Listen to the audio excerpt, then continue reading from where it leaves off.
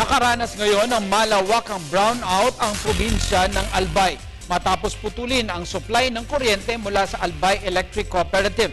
Ayon sa NGCP, nabigo ang naturang electric cooperative na bayaran ang 49 million pesos nitong utang. Ang kabuang detalye ay hahatid sa atin ni James Alejandro ng PTV Legazpi na nasa linya ng ating telepono. James?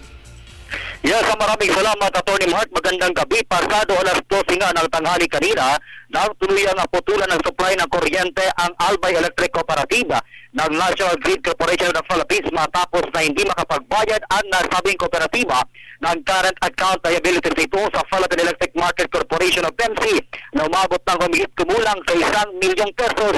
Matatandaan o na nagbabala o nagpadala ng abiso ang NGCP sa ALECO. Napuputulan na ito ng power supply nitong nakaraang Hulyo 22 kung kailan isinagawa ang State of the Nation Address ng Pangulong Aquino.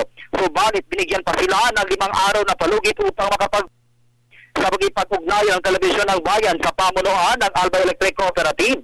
Sinabi nito na tatagal ng hindi bababa sa 1 linggo ang power blackout dito sa lalawigan ng Albay.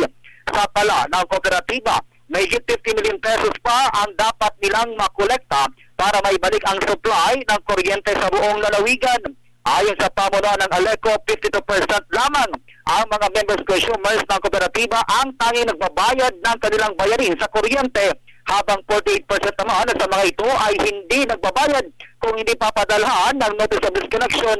Samantalang iba naman ay kahit nawala ng kuryente o disconnected ng kuryente ay hindi pa rin nagbabayad hanggang sa ngayon. 3 dekada na o 30 taon ang problema ito ng ALECO na hanggang sa kasalukuyan hindi pa rin nare-resolve ng pamunuan ito.